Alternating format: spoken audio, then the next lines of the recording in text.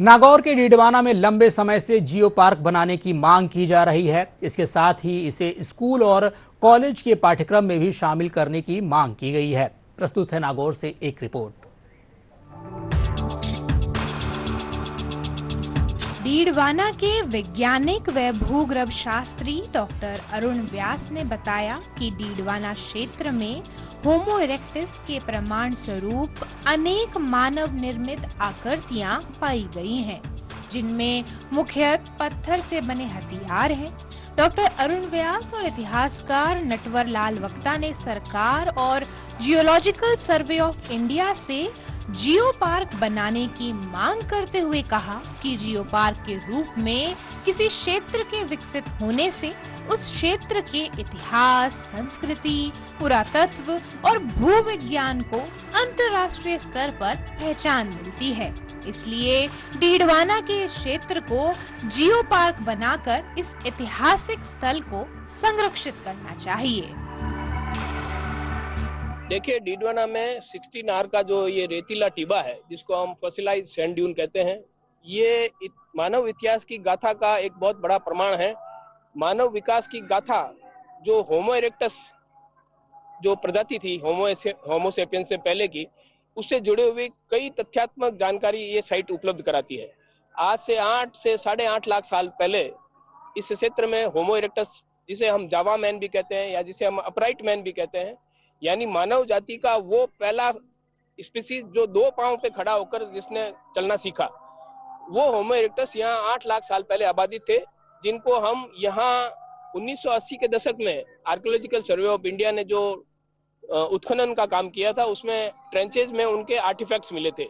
Artefacts माने वो उस समय जो होमो इरेक्टस था वो हंटर गैदर प्रवृत्ति का था, शिकार करके अपना जीवन यापन करता था। तो यहाँ जो आसपास के क्षेत्रों में जो प्रोटेरोजोइक एज की जो चट्टानें मिलती हैं, उन चट्टानों से उसने अपने हथियार बनाए थे, जिन्हें हम आर्टिफैक्ट्स कहते हैं। वो आर्टिफैक्ट्स यहाँ इस ट्रेंचेज में 1980 के दशक में पहली बार मिले थे और उससे ये ज्ञात हुआ था कि होमो इरेक्टस यहाँ डीडवाना में 8 लाख साल पहले आबादित थे।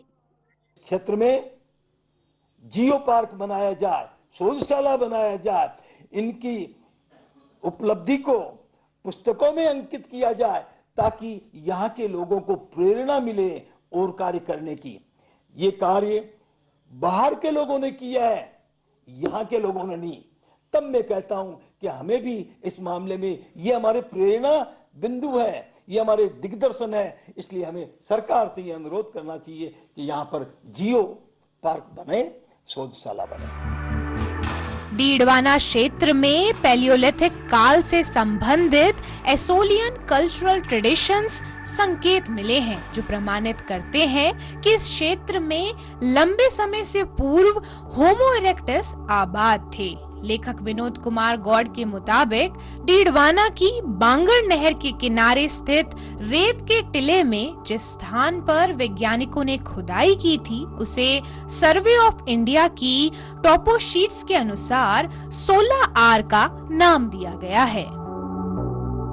सरकार और यूनेस्को इस क्षेत्र को एक विरासत, संरक्षित विरासत घोषित करे और यहाँ पर कोई स्मारक बनाए। इसके अलावा इसको पाठ्यक्रम में भी शामिल किया जाए। तो अनदेखी और उदासीनता के कारण हमारी जो लाखों वर्षों पुरानी सभ्यता है, ये नष्ट होती जा रही है।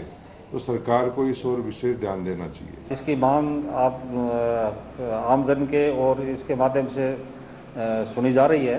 तो इसकी जो मांग हमारे पास आएगी तो इसको संरक्षण करने के लिए हम आगे कार्रवाई करेंगे।